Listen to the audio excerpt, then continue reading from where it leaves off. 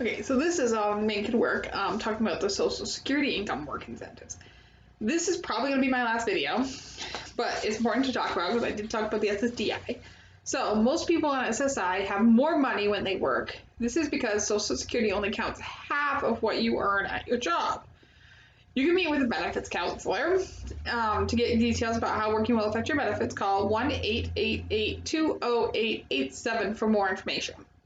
Keep in mind that your total income for the month is your job income plus your SSI. Here's an example of how income increases the more hours you work. When you are working, Social Security decreases your SSI check for $1 for every $2 you earn before taxes, except the first $65 you earn each month and the next $20 of any type of income.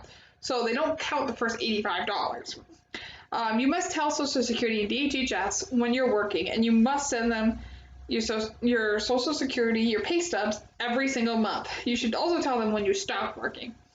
Many people get other benefits like food stamps and subsidized housing too, and they're concerned about how these will be effective too.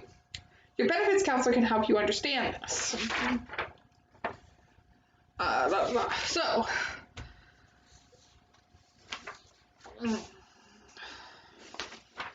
we'll start with the student earned income exclusion, impairment related work expenses, and blind work expenses.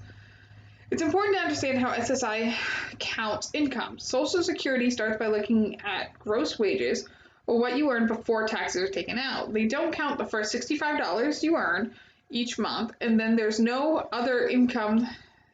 If there's no other income, then they don't count the next $20 each month. SSI also doesn't count half of what's left over. At first, there are other deductions that could mean that your SSI check won't be reduced as much as it normally would have been. Remember that only Social Security can approve these deductions. Notice too that these deductions are not reimbursements. It's also important to know that SSI counts income when you get paid. For example, let's say you get paid on September 6th, but the check includes last week of August. Social Security will count all of the earnings in September. So the first thing that was mentioned is student earned income exclusion, so SEIE. If you haven't yet turned 22 and you're a student at least 8 hours a week, which could include 12 hours a week in a job training program, then Social Security won't count the first $1,870 that you earn each month in 2019. This means that most students under age 22 can work without their SSI being reduced at all. A lot of students can take advantage of this during summer vacation. Remember that SSI has a $2,000 asset limit. You'll need to show Social Security that you're a student, and you'll need to send them your pay stubs each and every single month. Then with Social Security income work incentives, you have the impairment related work expenses. This thing is very similar to the SSDI. So this includes expenses such as medications, counselors, medical supplies, equipment such as assistive devices, transportation if impairment related, and service animals. Social Security will need the original receipt, an explanation of how it's impairment related, and helps you to keep and maintain your job. BWE are blind work expenses. There's a lot of the same things as employment related work expenses, but three big differences. First, Social Security must have you listed as being statutorily blind, which isn't always the same as legally blind. Second, everything that counts as an IRWE also counts as a BWE and more. For example, income taxes and meals eaten at work count, even though they wouldn't count under the impairment related work expenses. And blind work expenses count dollar for dollar, where impairment related work expenses counts 50 cents to the dollar and only counts half of it. Supplement security income work incentives. Now, under the 1619B provision, you can keep Medicare if your yearly income is under $36,599. That means that a lot of people can work full time and still have their Medicare. You You still have to follow the other SSI rules, like having less than $2,000 in resources. But one vehicle and the house you live in don't count. Continuing to have a disability and needing Maine care because of that. Sending your pay stubs to Social Security on by the 10th of every single month, even if you're not getting your SSI check. You can have private insurance and still have this incentive. I actually have a little bit of a personal story with that. Medicare had, I guess, calculated it wrong when I was working. And my Medicare said they want to change my Medicare benefits completely. This was before I did Maine work, so I didn't know what to do. I ended up contacting the local benefit specialist and told her the situation. And she said, no. You qualify under the 1619B. So what you need to do is you need to call them and tell them that, or write them a letter. So because of DHS, I did both. I wrote them a letter saying I qualify under the 1619B provision, and I called. Well, I called them and sent them a letter. I actually faxed the letter over using Unlimited Solutions Clubhouse. Within a week, I actually got a letter and a phone call back saying that I'm sorry about the mistake and confusion, and everything was fixed. They went back and paid for the things that needed to be paid for. So that's another reason why a benefit specialist can help. Here in Maine, they have the Social Security Administration contact information on this list, and the Department of Health and Human Services direct contact information.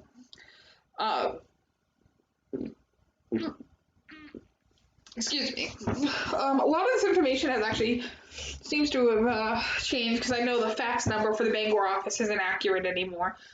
Your best bet is to call them. For Bangor, the number is 1-877-405-1448.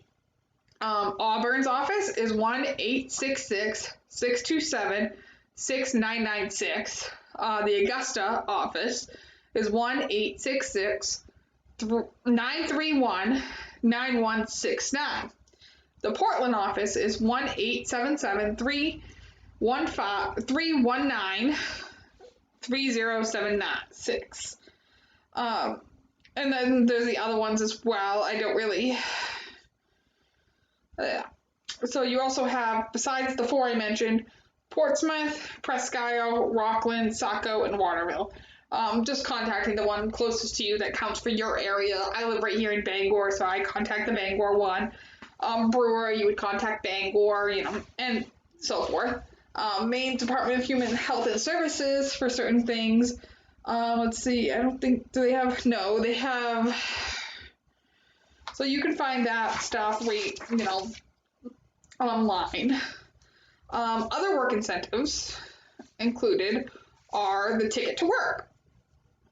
Ticket to Work is a free and voluntary Social Security program that can help you find a job. When you assign your ticket to an employment network, you're agreeing to work with them to find a job earning at least $850 a month, and eventually $1,220 or more. This organization contracts with Social Security to help find people who receive SSI and SSDI to finding and keeping a job. Social Security, because if you have a ticket to work, Social Security won't do a medical continuing disability review if your ticket is assigned and you are making progress towards your employment goal.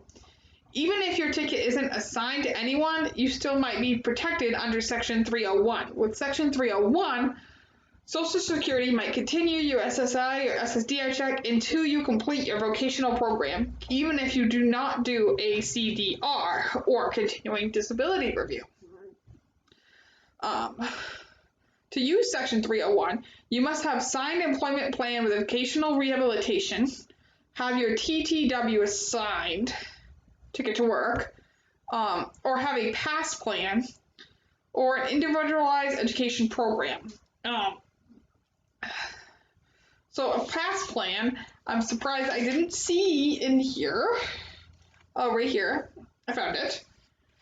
A PASS plan is a plan to achieve self-support. So PASS helps you to save money to achieve your job goal. PASS is an SSI work incentive, but people with SSDI can use it too. How it works. Let's say you have SSI only. You start working and your Social Security reduces your SSI. When your pass is approved, Social Security stops reducing your SSI. It goes back up, even though you're still working. You put half of your gross earnings aside each month to buy things you need for your job goal. A goal that will eventually stop or at least substantially reduce your SSI check. The items you could buy could be a car, tuition for school, items you need to start a business, and so on. Now another example. Let's say that you have SSDI. You have a job goal that will eventually stop your SSDI check. When your pass is approved, you start receiving your full check, plus your SSDI check. You use the SSI for living expenses, and then you use your SSDI to buy things you need for your job goal. The items you can buy include, once again, a car, tuition for school, items you need to start a business, and so on. Passes for a specific job goal that eventually will stop your check. You must have or be able to qualify for SSI. You need to have a vocational evaluation for your job goal. If your goal is self-employment, then you will need a business plan and 2 or 3 years of financial projections. You will manage your pass yourself. This means opening a separate bank account in your name that is dedicated solely to the pass. And you'll need to keep all receipts, bank statements. Social Security will audit your pass periodically to see if you really are saving the money. The money in your pass account does not count against SSI's 2,000 asset limit. Other programs like food stamps and subsidized housing shouldn't count the pass money either. There's an application you will need to fill out for PASS. A benefit counselor known as Community Work Incentive Coordinator, or CWIC, can help you do this. So, once again, call that number, 1-888-208-8700. It's almost become a song at this point. Okay, so now back, after we're talking about PASS, we've talked about SNAP, food stamps. SNAP provides low-income individuals and families with a debit card to help them buy food. As your monthly income increases, your SNAP benefits gradually decrease, but they only count less than a third of your earned income. Each person's situation is different, so only DHHS can determine how a change in income will affect your SNAP benefits. Remember that you must report any income to DHHS within 10 days. Housing. People who receive a housing subsidy under Section 8 Housing Voucher Program or living in public housing or supportive housing may qualify for a special work incentive called the Earned Income Disregard. Under this, if you were unemployed for at least a year before you started your new job, your housing agency will not count your job income when calculating your rent payment for the first 12 months. Over the next 12 months, they will only count half of your job income. The EID work incentive ends after 2 years. Even if you do not work the entire time, you must report any income or household changes to your housing agency within 10 days, even if you are eligible for EID.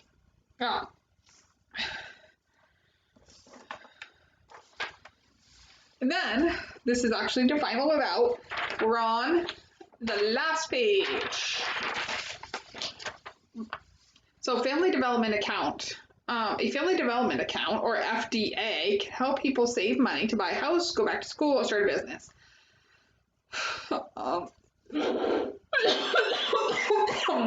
Sorry about that. As of September 2016, there is also a Maine FTA for families with a minor child to save for home repair, vehicle purchase, vehicle repair, and emergency savings. With this, you can save $20 to $80 of earned income a month for a couple of years to maximize up to a maximum of $1,000 or $2,000 depending on the program. The FDA matches part of these funds at the end of the program, and they will also offer financial management classes. There are income and asset limits to qualify for this program, and you need income-based SSI to set aside. The money you put into this is exempt from the SSI $2,000 asset limit if you use the money within the rules of the FDA program. And then finally, for our last topic, is the Earned Income Tax Credit. It is a refundable federal income tax credit for low-income workers. This means that you can reduce your taxes or even give you a refund. Whether your income is low enough to qualify for the EITC varies depending on whether you're married and how many children you have. You should always file a tax return any year you work, even if you're not required to file, because you may be eligible for a tax refund or tax credits, such as the Earned Income Tax Credit. Every year, the Volunteer Income Tax Assistance Program assists low-income people with filing their income taxes for free. So, that is all. We have finally finished the Make It Work seminars. So, thank you all for listening to me. I might have some more to do on employment services for disabilities. I have a thing here for the Maine Department of Labor talking all about that. So,